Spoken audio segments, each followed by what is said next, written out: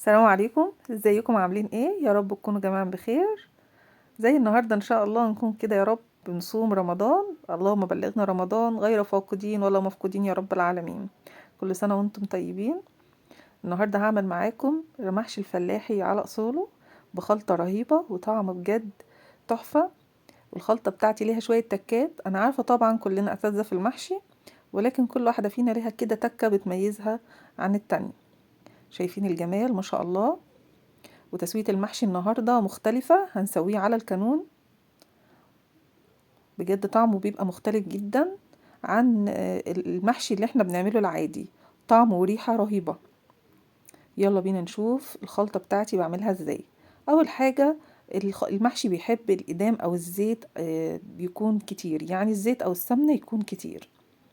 عندي هنا نزلت بشوية من الزيت، ونزلت كده بقطعة من الزبدة، وعندي بصل مفروم مع فلفل فرمتهم كده في الكبة.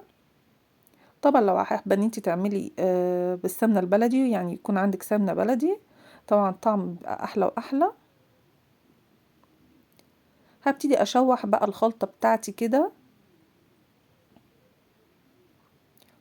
بعد كده عندي قرنين فلفل انا مقطعاهم صغير مكعبات. الفلفل في المحشي بيبقى طعمه حلو جدا، بيطعم المحشي قوي. هي تكات بسيطة، ممكن يعني تنقل معاكي المحشي لحتة تانية، وبيبقى الطعم مختلف بصراحة عن المحشي المعتاد عليه. جربيه وان شاء الله يعجبك.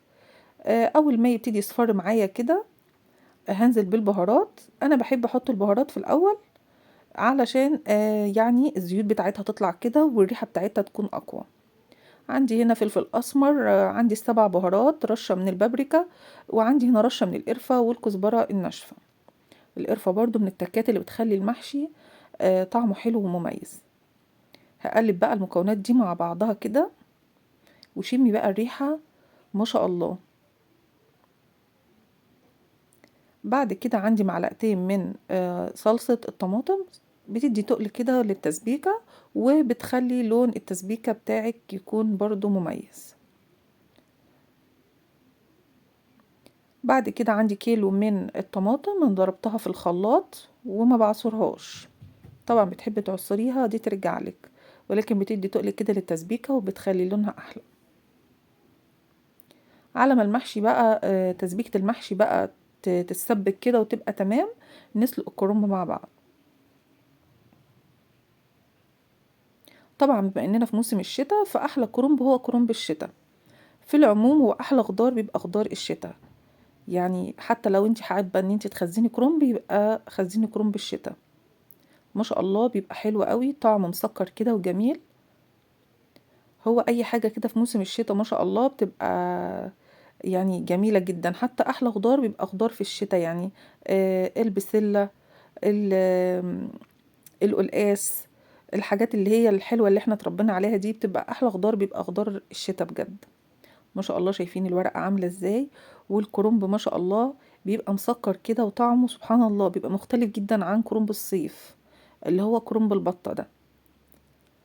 بنزلها في مية بتغلي فيها شوية ملح وشوية كمون، ويا دوب كده يعني دقيقتين او 3 دقايق بس، وايدك طبعا تبقى فيه علشان ما يتهريش منك. واقطعه بقى، ومش عايزه اطول عليكم وقت الفيديو. على ما تقطع كده كانت التسبيكه بقى خلاص. ببتدي اشيل شويه من التسبيكه. انا بحب اعملها بزياده. احتجت في التسبيكه بزود، بحيث ان التسبيكه تبقى حمرا معايا وحلوه. ما بحبش الخلطه او التسبيكه تبقى قليله معايا، لون المحشي يبقى حلو كده ومحمر كده.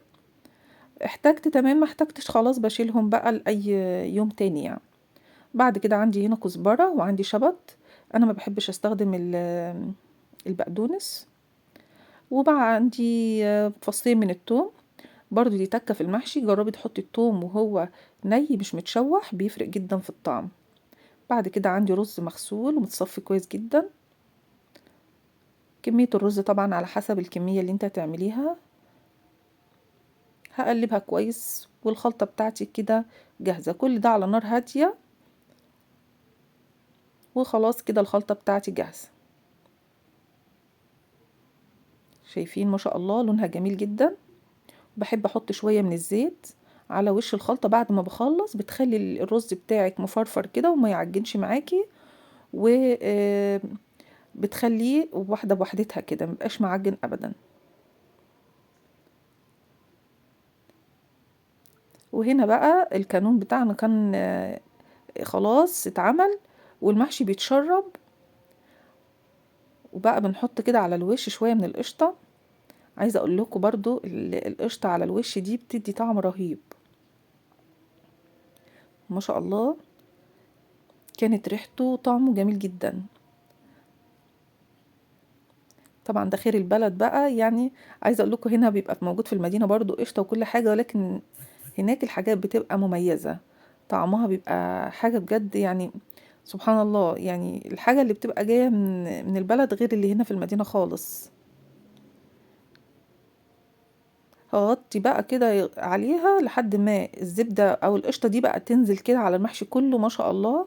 بتبقى بقى طعمها وشكلها جميل جدا، بيبقى المحشي فيه لمعه رهيبه.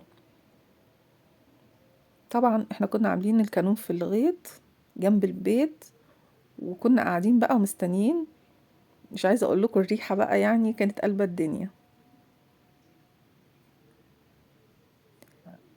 اول ما القشطه كده ساحت والمحشي استوى خلاص، هنبتدي بقى نغرفه.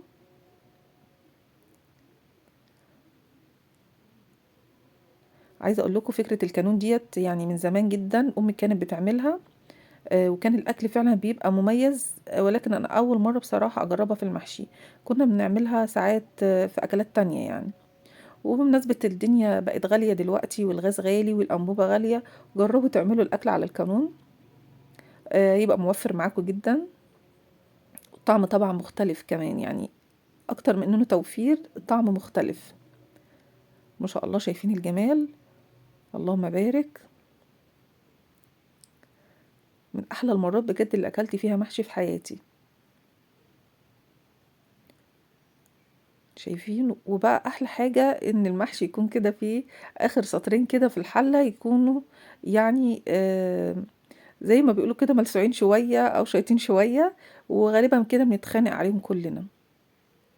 مش عارفة بقى انتوا زينا ولا، وغالبا هو كل الناس كده.